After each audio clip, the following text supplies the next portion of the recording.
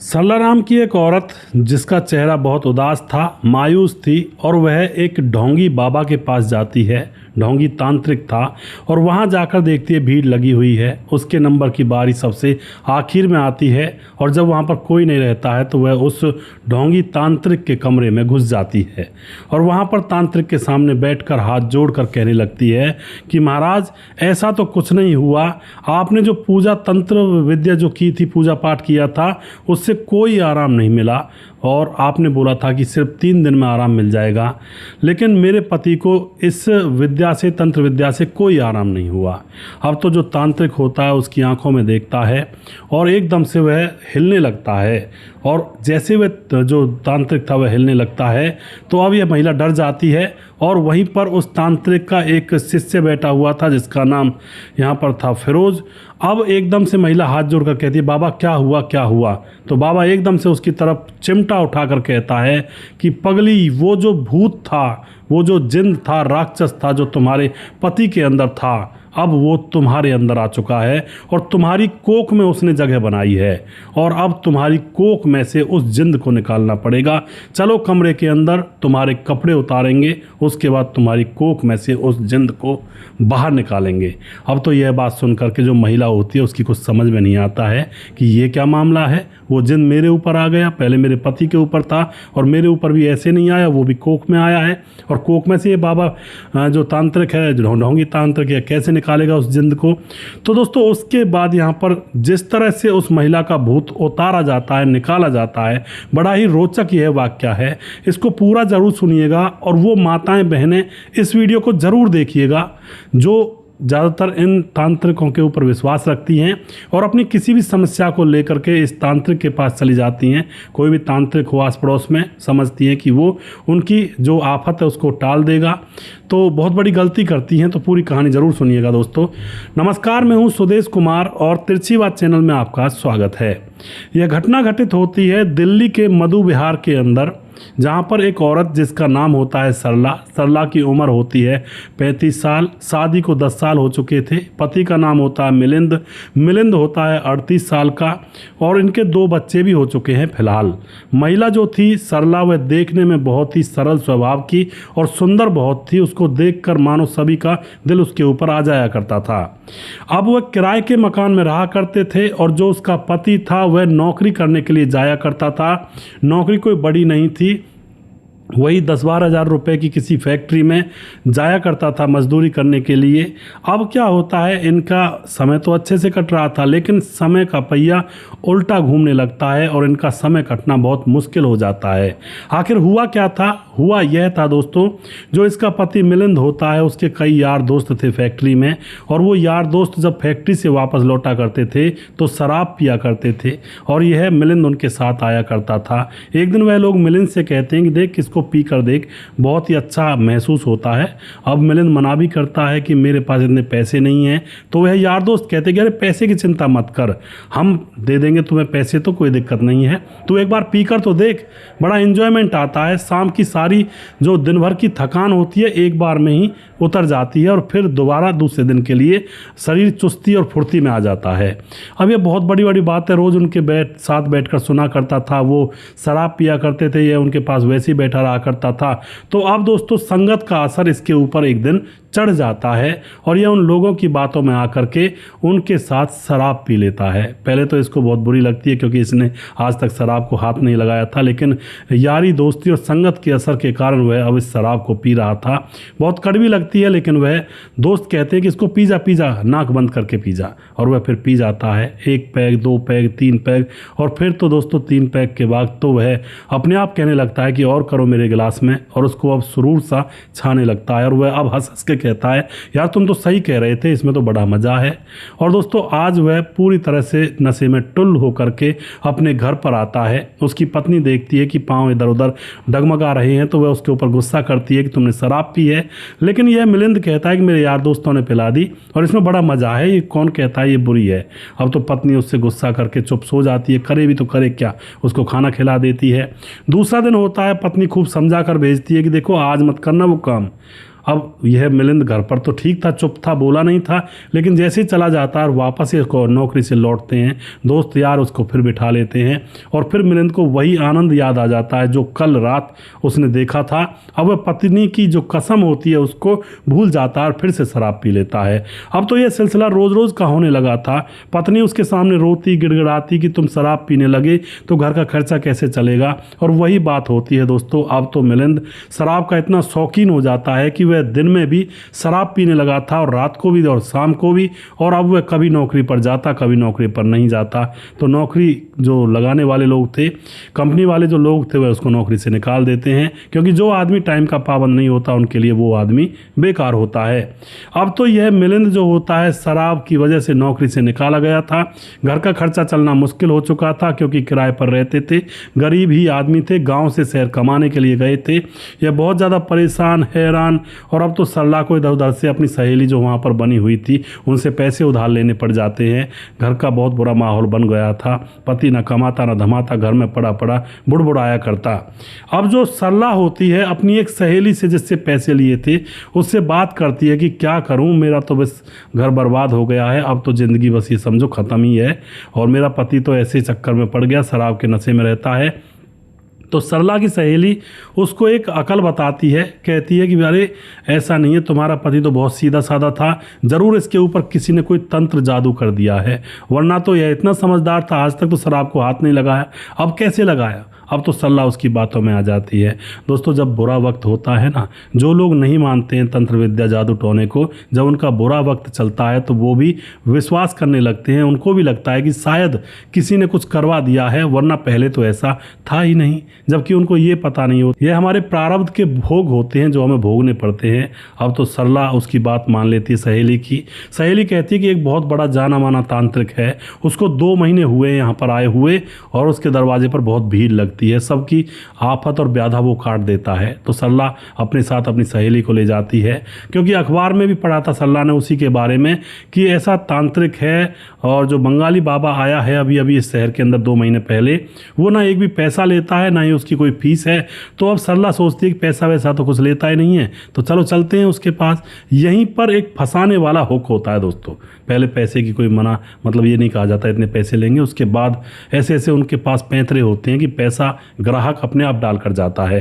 सरला अपनी सहेली को ले जाकर के वहाँ पर चली जाती है। तो बरामदे में बैठी हुई थी, इंतजार कर रही थी उसकी बारी का, और वहाँ पर बैठी बैठी आपस में बातचीत कर रही थी। सरला अपनी सहेली से कह रही थी कि अगर इस बाबा ने सही कर दिया ना, मेरे पति को शराब पीना छुड़वा दिया, तो उसके बाद तो बस हमारा घर बस जाएगा, वरना तो बिल्कुल बर्बाद ही हैं हम। देखते हैं क्या करता है ये बाबा। और उसके बाद उनका जब नंबर आता है तो वह अंदर जाते हैं। अंदर कमरे के अंदर भीतर वह तांत्रिक बैठा हुआ था, उसके सामने कुछ सामग्री वगैरह, हवन कुंड और कुछ उल जलूल चीज़ें रखी हुई थी। वहाँ जाकर जैसे सरला बैठ जाती है, बोलने लगती है बाबा, लेकिन इतने में ही वह तांत्रिक उससे कहता है चुप रहो बस। अब सरला चुप हो जाती है। इतने में तांत्रिक बोलने लगता है कि तुम्हारे पति जो कि फ़िलहाल शराब के चक्कर में फंस चुके हैं, नौकरी भी उसकी छूट गई है और वह बहुत ही ज़्यादा परेशान है, तुम्हारे घर की स्थिति बहुत ख़राब है।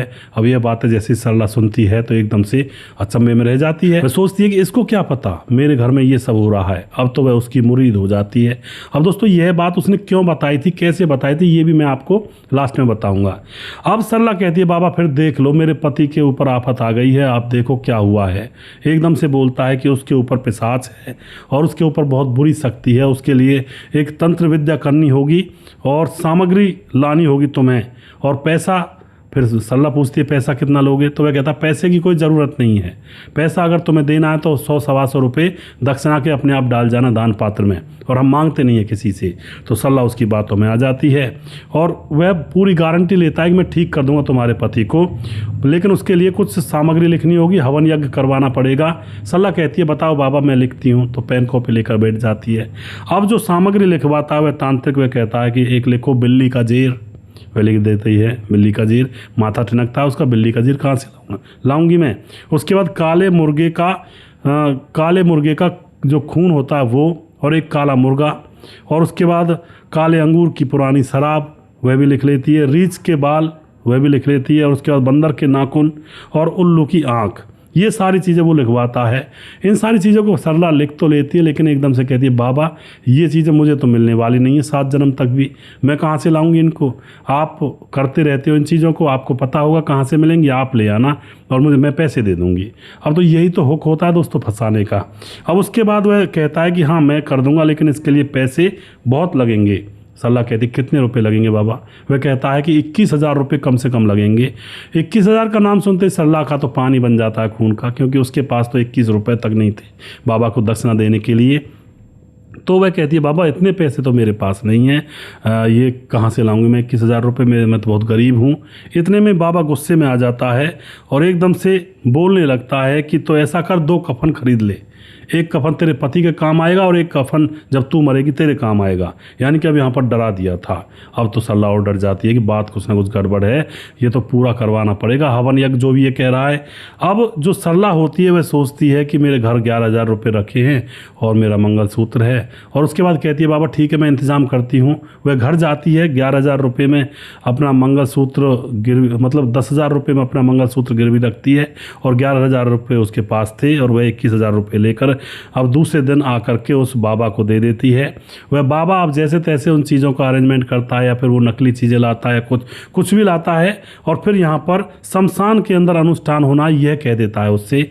अब यह जो लड़की थी, महिला थी, सरला पैसे दे करके वापस आ जाती है। अब वह जो बाबा होता है तांत्रिक, वह शमशान भूमि में गया या नहीं गया वो तो वही जाने, या फिर उसने पैसे ऐसे रख लिए। 1 हफ्ते की उसने कहा था कि 1 हफ्ते में आराम पड़ जाएगा। 1 हफ्ता गुजर जाता है, लेकिन जो समस्या थी वो टस से मस नहीं होती है। उसका पति अभी भी शराब पी रहा होता है। अब सरला बोली मेरा तो पैसा भी चला गया और मेरे पति को कुछ हुआ भी नहीं सही से, यानी कि पति भी सही नहीं हुआ। अब उसके बाद वह तुरंत उस बाबा के पास जाती है, और वहाँ जा कर के अब जैसे जाती है तो अब उसके साथ सहेली नहीं थी, अकेली जाकर बैठ जाती है। उसका नंबर आता है तो अंदर उस बाबा का शिष्य फिरोज बैठा हुआ था और वो तांत्रिक बैठा हुआ था। अब जा कर के एकदम से बाबा के सामने रोने लगती है, बाबा कुछ भी नहीं हुआ, आपने 8 दिन के 1 सप्ताह के लिए बोला था। तो यहाँ पर दोस्तों अब जो बाबा होता है उसकी अजीब सी हरकतें होती है, एकदम से कपकपाने लगता है और एकदम से कहता है कि नहीं होगा, क्योंकि वह जो प्रेत था, वह जो राक्षस था तुम्हारे पति के ऊपर, वह तुम्हारे शरीर पर आ गया है और तुम्हारी योनि में उसने घर बना लिया है। अब तो तुम्हारी योनि में से उस राक्षस को निकालना पड़ेगा। चलो कमरे के अंदर चलते हैं और तुम्हारी योनि में से उस राक्षस को निकालते हैं। अब यह बात सुनकर के सरला बड़ी अटपटी सी रह जाती है कि योनि में से कैसे निकालेगा और कपड़े उतारने की कह रहा है। तो वह कुछ ना कुछ यहाँ पर समझने लगती है, लेकिन वह मतलब थोड़ी सी कांप रही थी, डर लग रहा था उसको। और वह जो बाबा होते हैं, दोनों तांत्रिक जो होते हैं, वह उसको अंदर ले जाते हैं और अंदर ले जा करके उसके कपड़े उतार करके अब वह गंदी हरकत करने लगते हैं। तो ये जो लड़की होती है एकदम से कहती है कि रुको रुको रुको, मैं आराम से करवा लूँगी, तुम रुक जाओ थोड़ा सा, और दरवाजे को बंद करने दो मुझे। अपने कपड़ों को हाथ में लेती है और दरवाज़ा थोड़ा सा खुलाता है और एकदम से वहाँ से भाग जाती है और बाहर आकर के कपड़े पहनती है और ज़ोर ज़ोर से चिल्लाने लगती है। तो वहाँ पर और लोग इकट्ठे हो जाते हैं। उनमें से कोई आदमी पुलिस को फ़ोन कर देता है। पुलिस आती है, पुलिस आकर के उन दोनों को पकड़ती है। तुम एक महिला के साथ ऐसी जाति कर रहे थे, और उसके बाद उनका एक रजिस्टर था जिसमें वह नाम लिखा करते थे, और उसको अपने काबू में लेती है पुलिस और उनसे पूछताछ करती है, कब से कर रहे हो तुम और क्या मामला है ये। तो वह जो तांत्रिक था वह कहता है कि देखो जी, हमारे घर में खाने के लिए कुछ था नहीं, गरीबी थी, और हम देखते थे बाबा बंगाली, बाबा जादूगर, इनको देखते थे, तो हमने सोचा कि जब ये लोग कमाते हैं लोगों को बेवकूफ़ बना करके, तो हम क्यों नहीं कमा सकते। इसके बाद हमने ये ड्रामा चालू किया और इससे हम 2 साल से कर रहे हैं, काफ़ी पैसा वैसा कमा लिया हमने। अब उसके बाद दोस्तों रजिस्टर को जब पुलिस देखती है तो उसमें तकरीबन उस रजिस्टर के अंदर हज़ारों की संख्या में महिलाओं के पते और एड्रेस और उनके नाम लिखे हुए थे, और उन हज़ारों महिलाओं में से न जाने कितनी महिलाओं के साथ इन्होंने ऐसी वहसियत की होगी, अपनी वासना मिटाई होगी। कुछ महिलाओं ने तो किसी से आकर कुछ कहा भी नहीं होगा। तो इस तरह से दोस्तों यहाँ पर समाज के अंदर ऐसे ऐसे लोग लगे रहते हैं। अब यहाँ पर एक सवाल ये भी उठता है कि जब पहली बार यह महिला उस बाबा तांत्रिक के घर में अंदर गई थी तो उसको क्या पता इसका पति शराब पीता है, या फिर उसको क्या पता था कि इसके ऊपर ऐसी आफतें आई हुई हैं। तो दोस्तों यहाँ यहाँ पर सीधा सा फंडा था। जहाँ पर वह वेटिंग रूम में यानी बरामदे में बैठी हुई थी, वहाँ पर एक माइक्रोफोन रखा हुआ था उन्हीं कुर्सियों के पास जहाँ पर आकर के कस्टमर बैठा करते थे। तो जो भी जैसी बात किया करती उसकी बातें सारी वह बाबा अपने ईयरफोन से सुनता रहा करता था अंदर ही अंदर। और फिर जो भी एक दो बात वह आपस में बातचीत करती उन्हीं बातों को वह अंदर जाकर बता देता। तो उससे ग्राहक का मन में पूरा विश्वास बैठ जाता कि ये तांत्रिक तो बड़ा जाना माना है, जबकि वह बहरूपिया था, वो कोई तांत्रिक नहीं था। और इस तरह से दोस्तों यहाँ पर इस तांत्रिक ढोंगी व्यक्ति का भांडा फूटता है और इन दोनों को जेल में डाल दिया जाता है। कई बार समाज के अंदर जब कोई आफत आती है लोगों के ऊपर तो वो बाबाओं की तरफ, पीर फकीरों की तरफ, तांत्रिकों की तरफ भागते हैं कि भाई वो हमारे कष्ट हर लेंगे। भैया कोई किसी के कष्ट नहीं हर सकता है। ये जो प्रारब्ध होता है ना कि पिछले जन्म में हमने जो कुछ किया है वो इस जन्म में भुगतना ही पड़ता है। अगर ऐसे कट जाती बाधा तो श्री राम भगवान के जो पिता थे, जब राम भगवान जंगल में थे तो उनके पिता की मौत हो जाती है, श्री राम जी के पिताजी की, तो वह अपने पिता की मृत्यु को नहीं रोक पाए, जबकि वो तो भगवान थे। वो प्रारब्ध था कि ऐसा होना है तो वो होगा। ऊपर से सीता मैया को जब रावण उठाकर ले गया था तो क्या राम भगवान को पता नहीं था? सब कुछ पता था, लेकिन उसको भी वह नहीं रोके, क्योंकि ये प्रारब्ध होता है। प्रारब्ध के हिसाब से ये दुख और जो दिलद्दर होते हैं ये झेलने पड़ते हैं। कोई भी तांत्रिक बाबा, कोई भी ऐसा आदमी जो हफ्तों तक या महीनों तक नहाता ना हो, जिसके कपड़ों से बदबू आती हो, और वो क्या किसी के प्रारब्ध को मिटा देगा? बड़े बड़े ऋषि मुनि अपने प्रारब्ध को नहीं मिटा पाए और उनको भी अपना प्रारब्ध झेल कर जाना पड़ता है, जो पिछले कर्म का प्रारब्ध होता है। तो फिर ये कैसे मिटा देंगे? थोड़ा सोचने की बात है। जो लोग महीनों महीनों तक नहाते नहीं, धोते नहीं, जिनके पास कोई सिद्धि साधना नहीं, शराब वगैरह पी करके तंत्र विद्या वगैरह करते हैं, तो क्या ये आपके कर्मों को सही कर देंगे? कभी भी नहीं। ये सिर्फ अपना घर बनाते हैं और अपने मज़े से ज़िंदगी काटते हैं। इनके पास कुछ नहीं होता है। तो उन महिलाओं से रिक्वेस्ट करता हूँ जो बाबा, बंगाली, तांत्रिक, पीर, फकीर इनके पास जाते हैं, भैया अपने कर्म सुधारो, ऊपर वाले का नाम लो, अल्लाह, वाहेगुरु, गॉड, भगवान, जिसको भी आप मानते हो उनका नाम लो। उसी में असली शक्ति है, वही आपके दुखों को मिटा सकता है। बाकी इसके अलावा कोई इस चीज़ को नहीं मिटा सकता है। दोस्तों वीडियो के लास्ट में कुछ भाइयों के नाम जरूर लूँगा जो हमारे वीडियोस को देखते हैं और हमें खूब सपोर्ट करते हैं। हमारे साथ हैं रवि प्रकाश सिंह, कमेंट करते हैं, जय श्री राम भाई साहब। मैं रवि आजमगढ़ उत्तर प्रदेश से उज्बेकिस्तान में रह करके आपकी कहानी सुनता हूँ। और राधेश्याम शर्मा सिरसी जयपुर राजस्थान से कमेंट करते हैं। और उसके बाद हमारे साथ हैं रामलाल कुशवाहा, हमारे भाई लगातार कमेंट करते हैं, जिला विदिशा पूर्णिया से। सुदेश भैया आपकी कहानी बहुत अच्छी लगती है, बहुत धन्यवाद करते हैं जी।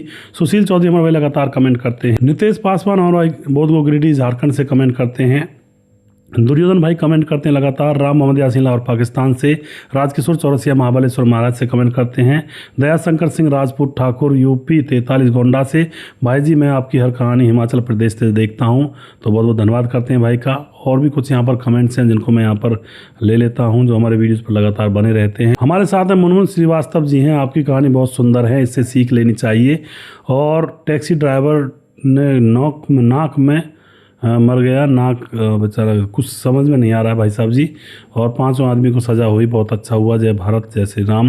गोपालगंज बिहार 28 वार्ड नंबर 23 से। धीरज बरवाल कमेंट करते हैं, कहाँ जा रहा है हमारा समाज, कहाँ जा रहा है हमारा समाज, इतने क्राइम होते हैं फिर भी लोग नहीं सुधरते। बिल्कुल जी धीरज भाई।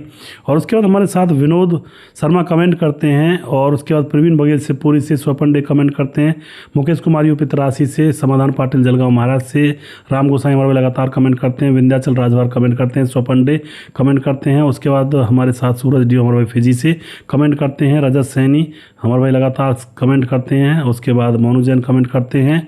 छगनदास खारडाबाद राजस्थान से कमेंट करते हैं। और दुर्योधन भाई लगातार कमेंट करते हैं। और जिस भाई का नाम रह गया उस भाई का नाम अगले वीडियो में ज़रूर लूँगा। अगला वीडियो बहुत जल्दी फिर से लेकर आऊँगा। तब तक आप खुश रहें, सावधान रहें। जय हिंद, जय भारत।